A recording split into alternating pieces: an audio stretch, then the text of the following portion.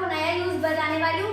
इसके पहले मैंने आपके पास 3 वीडियो बना के सेंड कर चुकी है। यदि आप लोगों के पास मेरी वीडियो पहुंच रही है और अच्छी लग रही है तो आप चैनल को सब्सक्राइब करके मेरी वीडियो को डेली देख सकते हैं। यदि उसमें कुछ गलती हो रही है या कुछ कंफ्यूजन हो रही है तो आप कमेंट में बता भी सकते हैं।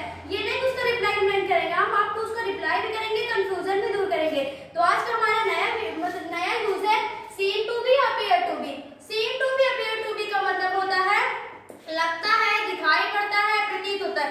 जो हमें मतलब बिल्कुल कंफर्म नहीं लगता है, बस प्रतीत होता है, हाँ है प्रतीत होता है, बस उसके साथ हमें सीम टू बी या अपीयर टू बी का यूज करना है।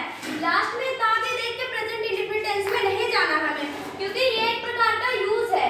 यहाँ पे अगर हम इसकी आइडेंटिटी की बात करते हैं तो दिखाई पड़ता है, प्रतीत होता है, और इसका फॉर्मूला होता है subject plus seem to be appear to be plus noun plus object, और इसके आगे आपको अदर वर्ड जोड़ना है तो जोड़ सकते हैं।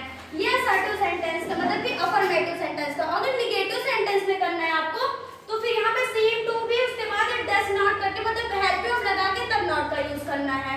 तो हम अभी यहाँ पे अफर्मेटिव सेंटेंस पढ़ा रहे हैं। तो फर्स्ट है तुम मुझे काले दिखाई पड़ते हो। तो चलिए हम फर्स्ट बनाते हैं। तुम मुझे काले दिखाई पड़ते हो। यहाँ पे एक वचन या बहुवचन मतलब कि सिंगुलर या प्लूरल का ध्यान नहीं करना है। हमें सीम टू बी या अपीयर टू बी में किसी एक का यूज करना है। जरूरी नहीं कि सिंगुलर आ जाए तो सीम टू बी का और प्लूरल आ जाए तो अपीयर टू बी का।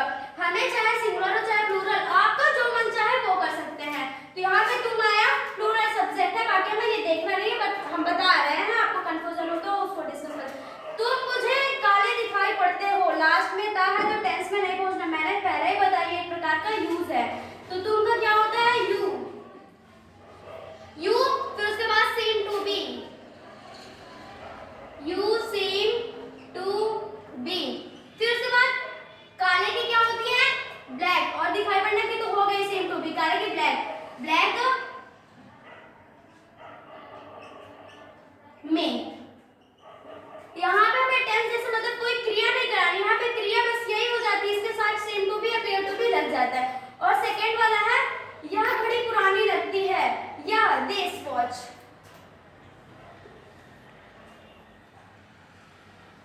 This watch appear to B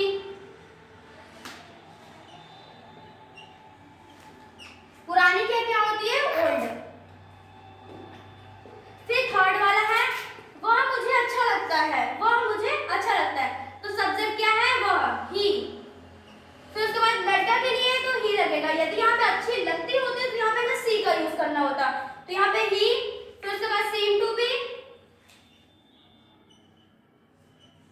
क्या लगता है अच्छा है, good me, he seem to be good me. यहाँ पे मैंने 3 बताया है, बाकी आपको इससे मतलब लगता है, प्रतीत होता है, लास्ट में है, तो इससे कई एग्जांपल्स बना सकते हैं। इसी